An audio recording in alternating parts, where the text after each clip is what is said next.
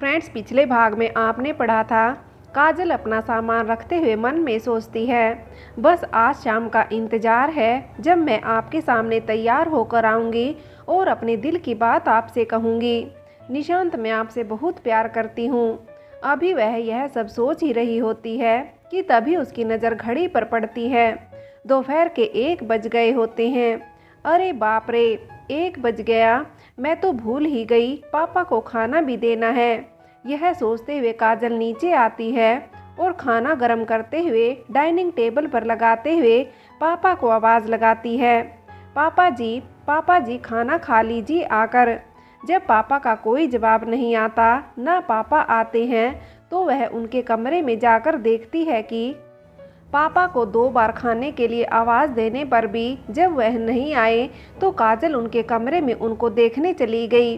काजल ने जैसे ही अंदर कमरे में देखा, उनके होश उड़ गए। शेखर जी ज़मीन पर गिरे पड़े थे और उनके सर से खून बह रहा था।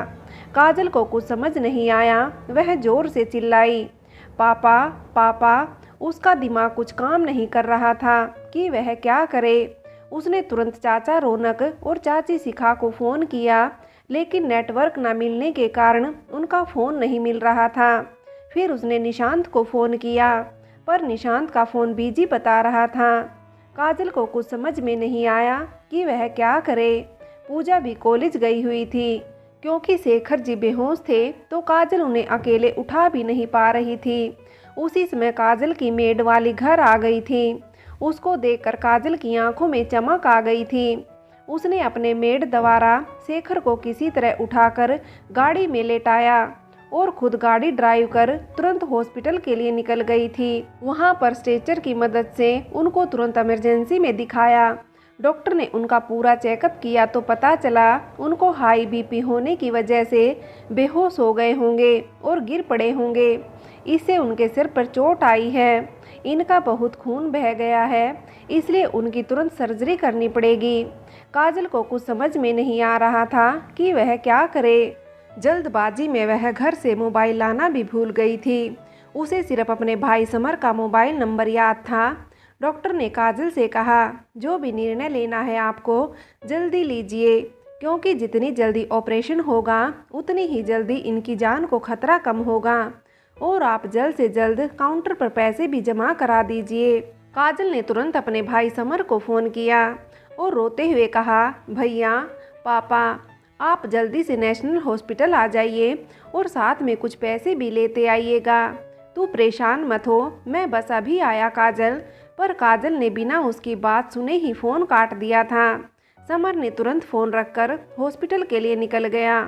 इधर काजल अपने आप को बहुत संभाले हुए थी और वह डॉक्टर से कहती है, डॉक्टर आप ऑपरेशन कर दीजिए, पैसे की आप बिल्कुल चिंता मत करना, पैसे मिल जाएंगे आपको। मैं जल्दबाजी में अपना पर्स और मोबाइल घर पर ही भूल आई हूँ। अभी काजल डॉक्टर से बात कर रही थी कि तभी एक नर्स दौड़ती हुई आई। डॉक्टर साहब, पेशेंट की हालत बिगड़ रही है। काजल ने नर्स की बात काटते हुए कहा, डॉक्टर प्लीज़ आप पैसों की चिंता नहीं कीजिए, वह आपको मिल जाएंगे। प्लीज़ डॉक्टर उनकी जान बचा लीजिए, मैं आपके आगे हाथ जोड़ती हूँ। डॉक्टर ने पहले कुछ सोचा, फिर कहा, ओके ठीक है सिस्टर, ऑपरेशन की तैयारी करो। और मैडम आप प्लीज़ 2 बोतल ब्लड का इंतज़ाम करिए, पर जल्दी। काजल ने एक पल सोचा और कहा, डॉक्टर मैं इतनी जल्दी कहाँ से ब्लड का इंतज़ाम कर पाऊँगी। एक काम करिए, आप मेरा ब्लड ले लीजिए। मेरा ब्लड ओ पॉजिटिव है, यह सभी को दिया जा सकता है। डॉक्टर ठीक है, नर्स इनका ब्लड टेस्ट कर लो। डॉक्टर के जाने के बाद काजल ने कांपते हाथों से फार्म में साइन किया और अपना ब्लड टेस्ट कराने नर्स के साथ चली गई। थोड़ी देर बाद ऑपरेशन शुरू हो चुका था। काजल नम आँखों से अस्पताल के बेड पर लेटी अपना ब्लड दे रही थी और मन ही मन भगवान से प्रार्थना कर रही थी कि उसके पापा ठीक हो जाएं। ऑपरेशन अभी चल ही रहा था कि तब तक समर भी हॉस्पिटल पहुंच चुका था। उसने रिसेप्शन पर जब पता किया और वह काजल के पास पहुंचा। काजल ने जैसे ही अपने बड़े भाई समर को देखा तो जो आंसू उसकी आंखों में अभी तक वह संभाले हुए थी, उनको देखकर वह निकले। भैया पापा ठीक तो हो जाएंगे ना? समर ने काजल के सर पर हाथ रखकर हौसला देते हुए कहा। मुझे आज अपनी बहन पर गर्व है। कितनी बदल गई हो तुम। सब ठीक हो जाएगा। थोड़ी देर बाद शिखा, रौनक और पूजा सब हॉस्पिटल पहुंच चुके थे। ऑपरेशन हो चुका था। ओटी से डॉक्टर बाहर आए तो रौनक ने डॉक्टर के पास जाकर पूछा, भैया अब कैसे हैं? रौनक के साथ साथ शिखा, समर और पूजा भी वहां पर थे। डॉक्टर ने उन सब से कहा, आप सब लोग परेशान मत होइए। शेखर की हालत पहले से अब बहुत बेहतर है और उनको 24 घंटे में होश आ जाएगा। और आपको शुक्रिया अदा करना चाहिए काजल का, क्योंकि वह सही समय पर शेखर को हॉस्पिटल ले आई थी। साथ ही मुझे कन्वेंस किया कि मैं तुरंत ऑपरेशन करूं, जिससे उनकी जान बच गई। यही नहीं, जब हमको ऑपरेशन के समय ब्लड की ज़रूरत थी तो काजल ने अपना 2 बोतल ब्लड भी दिया। शेखर को नई जिंदगी आज काजल की वजह से ही मिली है। सबकी आंखें यह सुनकर नम थी, पर कोई और भी था जो यह सब सुन रहा था। दरवाजे पर खड़ा निशांत, जिसने डॉक्टर की सारी बातें सुन ली थी और उसकी आंखों में भी आंसू आ गए थे। काजल के लिए जो उसके दिल में कड़वाहट थी, आज वह खत्म हो गई थी। एक बार उसने काजल के पिता की जान बचाई और आज काजल ने उसके पिता की जान बचाई। डॉक्टर, देखिए आप लोग काजल को कुछ जूस आदि पिला दीजिए और थोड़ी देर रेस्ट करने की बात कहकर डॉक्टर चले जाते हैं। मैं जाकर काजल के लिए कुछ जूस ले आता हूँ, आप सभी यहीं रुकें। यह कहकर जैसे ही समर बाहर की ओर निकलता है, तभी उसकी नज़र निशांत पर पड़ती है। निशांत, समर ने कहा, भैया थैंक यू। अगर आज आप सही समय पर हम सबको सूचना नहीं देते तो हम आ ही नहीं पाते। और काजल ने आज जो भी कुछ किया है उसके लिए ज़िंदगी भर हम सब उसके एहसानमंद हैं। निशांत ने हाथ जोड़ते हुए कहा। समर ने उसके हाथ नीचे करते हुए कहा, इसमें एहसान मानने की कोई बात नहीं है निशांत। अंकल जितने पिता तुम्हारे हैं उतने ही काजल के भी पिता हैं, और तुम्हारा और काजल का संबंध तो अभी जुड़ा है, पर अंकल से हमारा रिश्ता बचपन से है। अब तुम जाओ, अंकल जी और काजल से मिलो, तब तक मैं जूस लेकर अभी आता हूँ। निशांत जी कहकर आगे बढ़ता है और शिखा और रौनक की तरफ देखकर, चाचा पापा ठीक तो है ना? रौनक निशांत के कंधे पर हाथ रखकर, तुमने सुना नहीं डॉक्टर साहब ने क्या कहा? अब खतरे का समय निकल चुका है। आज काजल की वजह से भैया की जान बच गई है। कुछ देर बाद उन्हें वार्ड में शिफ्ट कर देंगे, तब तक तुम जाकर काजल से मिल लो। निशांत जी कहकर काजल के कमरे में जाता है तो देखता है कि काजल बेड पर आंखें बंद किए लेटी थी। काजल को देखकर निशांत मन में सोचता है कि क्यों कर रही हो काजल तुम यह सब? बहुत प्यार करता हूँ तुमसे, तुम्हारे बिना जी नहीं पाऊंगा। आज तुमने जो पापा के लिए किया उसका कर्ज जिंदगी भर नहीं चुका पाऊंगा। यह सब सोचते हुए उसकी आंखों में नमी आ जाती है। तभी काजल की आंख खुलती है तो वह सामने निशांत को देखती है। निशांत, आप? पापा कैसे हैं? सॉरी, वह आप सब नहीं थे तो मुझे डिसीजन लेना पड़ा। पापा की जान को खतरा था, इसलिए डॉक्टर ने कहा जल्दी से जल्दी ऑपरेशन करना पड़ेगा। मुझे कुछ समझ में नहीं आ रहा था। मेरे लिए पापा की जान बचाना सबसे ज़्यादा ज़रूरी था। I am really sorry.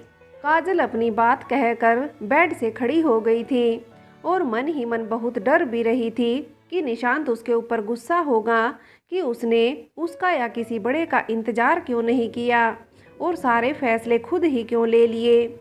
Nishant की आंखों में काजल की बात सुनकर आंसू आ गए थे, पर उसने अपनी आंखों में आए आंसू पोंछ लिए थे और काजल के पास जाकर उसको कसकर गले लगा लिया। निशांत के यूं अप्रत्याशित गले लगा लेने से काजल हैरान हो गई थी, पर वह बहुत खुश भी थी। तुमने आज जो किया है उसका शुक्रिया अदा करने के लिए मेरे पास कोई शब्द नहीं है।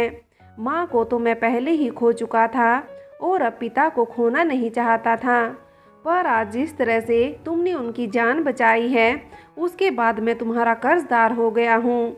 तुम्हारा यह एहसान मैं पूरी ज़िंदगी चाहूँ तो भी नहीं चुका सकता हूँ। तुम्हें कुछ कहने की ज़रूरत नहीं है और ना ही माफ़ी मांगने की ज़रूरत है। Thank you very so much Kajal, पापा की जान बचाने के लिए और सही फैसला लेने के लिए, निशांत ने काजल के गले लगे लगे ही कहा। काजल ने उसे धीरे से अपने से अलग किया और अपने हाथों से उसके आंसू पोंछते हुए कहा, निशांत, मैंने तुम पर कोई एहसान नहीं किया है, यह मेरा फर्ज भी था। और वह केवल तुम्हारे पापा नहीं थे, मेरे भी कुछ लगते हैं। और निशांत, अब तो मैं तुम्हारी पत्नी हूँ, तो मेरा यह कर्तव्य भी बन जाता है कि मैं अपने पापा की जान बचाऊं। पर निशांत, तुमने तो उस समय मेरे पापा की जान बचाई जिस समय तुम मुझसे नफरत भी करते थे और हमारा तुम्हारा कोई रिश्ता भी नहीं था। निशांत काजल के मुंह से यह सारी बातें सुनकर सोचने लगा, कितनी बदल गई हो तुम काजल, और कितनी समझदार भी हो गई थी। क्यों तुम्हारी आंखों में मुझे अपने लिए प्यार दिखता है? क्या तुम एक बार भी मुझसे कह नहीं सकती कि तुम मुझसे प्यार करती हो?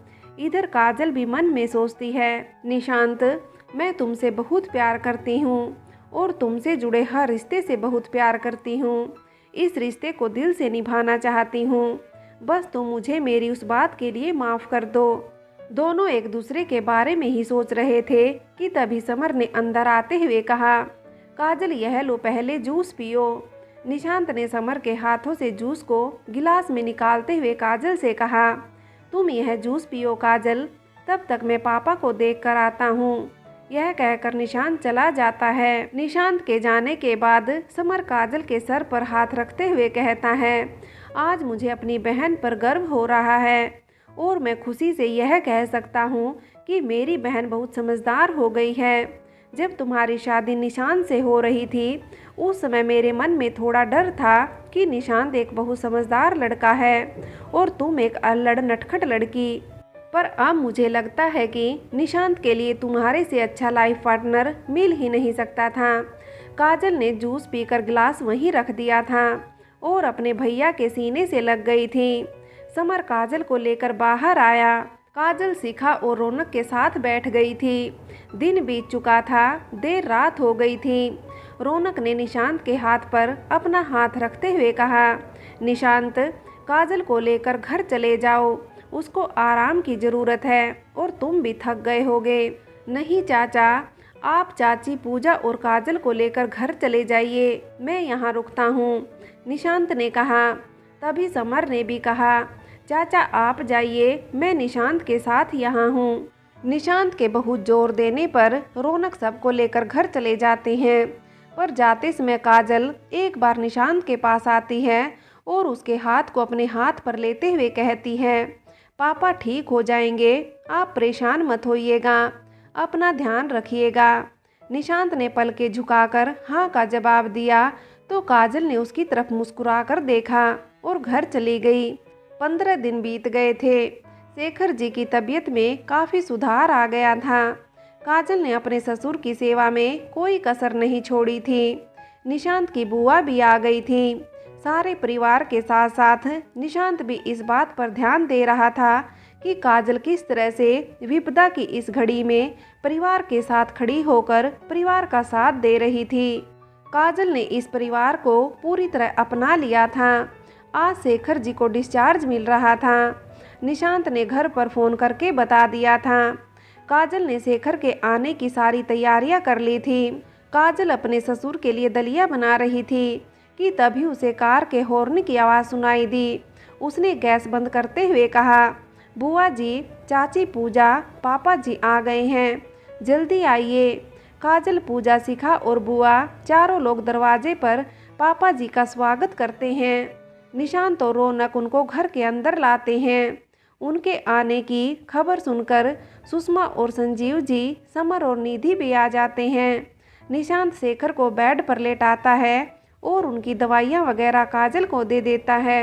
सब लोग वहीं कमरे में आकर शेखर के पास बैठ जाते हैं।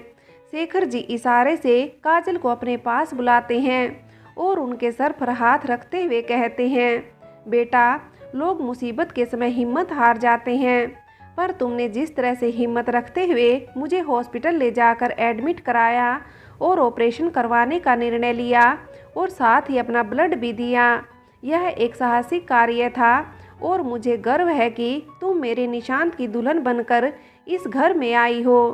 काजल अपने पापा के मुंह पर हाथ रखते हुए, पापा जी बस आप जल्दी से ठीक हो जाइए, हम लोगों को और कुछ नहीं चाहिए। शेखर जी संजीव जी की ओर देखते हुए कहते हैं,